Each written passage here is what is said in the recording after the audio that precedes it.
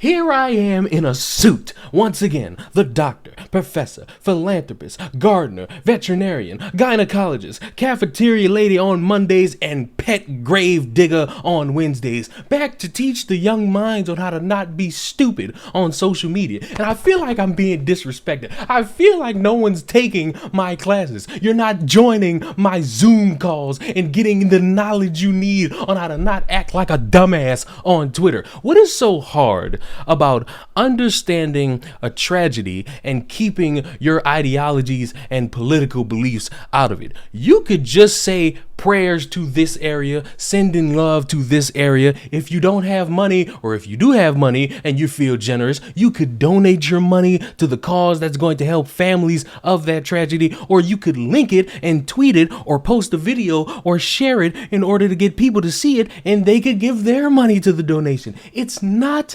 this hard. But when you're sitting there wording your statements as blame on people for voting for individuals and putting them in office and them not doing anything, and you're casting it as the voters' fault for the tragedy, you seemingly come off like a bitch. I don't know if any of you have noticed, but there have been tornadoes going around certain states, and by the time of me recording this, apparently 100 casualties have been documented. From the air, you can see clearly the city of Mayfield in western Kentucky is devastated. Storm chaser Brandon Clement raced here. When I'm looking at the trees and everything is just completely sawed off, buildings are completely flattened, cars have been picked up and thrown, you know right away you're dealing with a violent tornado.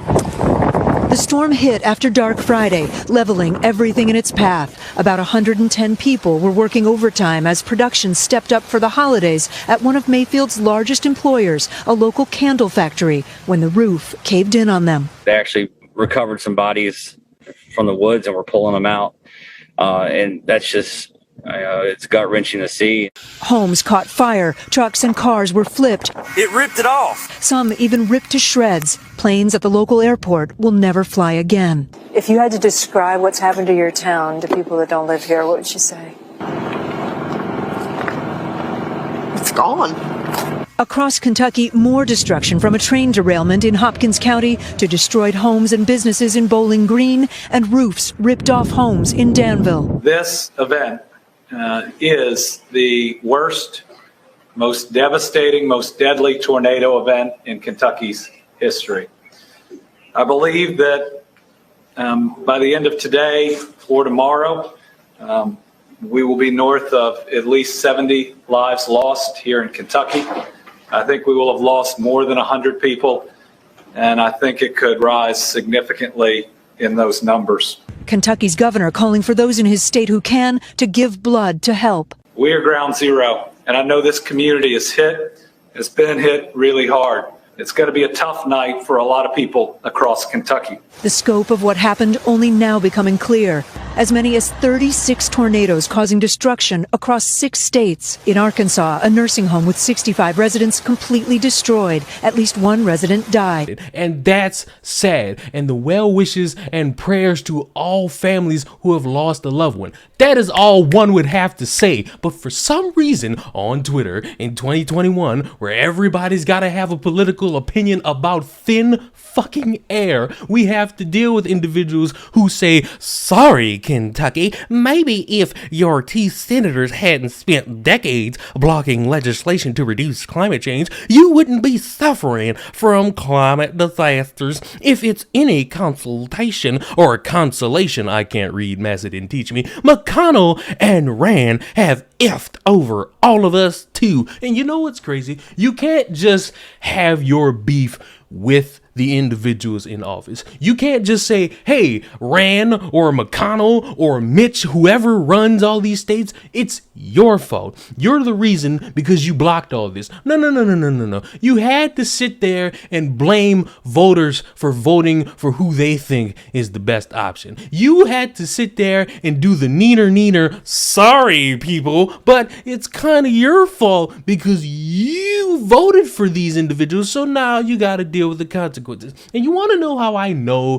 this person had their coming to light moment? They deleted the damn tweet and then came back and said, my tweet has been twisted into something it is not. My hate is directed toward the senators from Kentucky who have endangered all our lives with their reckless denial of science and toting to cooperate interests.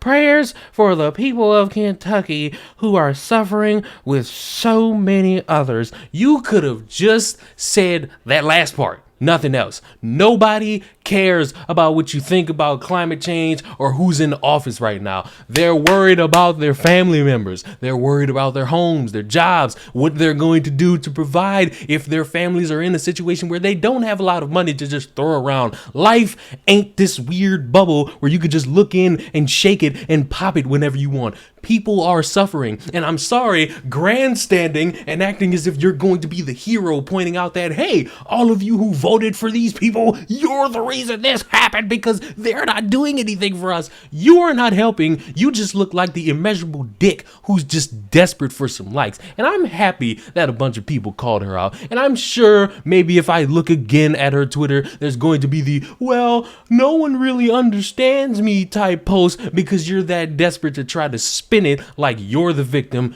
when you're not. You wanted to sound like some heroic human being. You wanted to sound like an intellectual. You wanted to sound like the usual individuals who roam on Twitter with these blue check marks. It didn't work. You said something dumb. Hopefully you realize it was dumb and you could actually move on. Hopefully, maybe, if I check your Twitter, you provided some link to a donation that people could send their money to. Hopefully you did something that wasn't just saying, neener, it's all your faults because you voted for this guy. It's not that hard. I don't know why people make these things this hard, and then when they get criticized, it's a bunch of and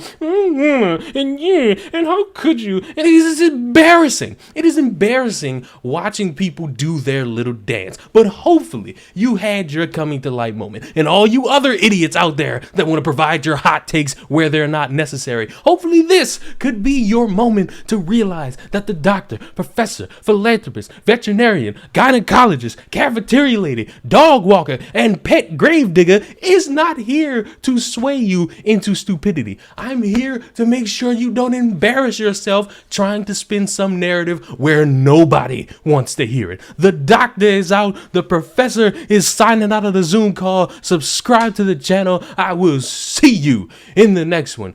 Get out of my class.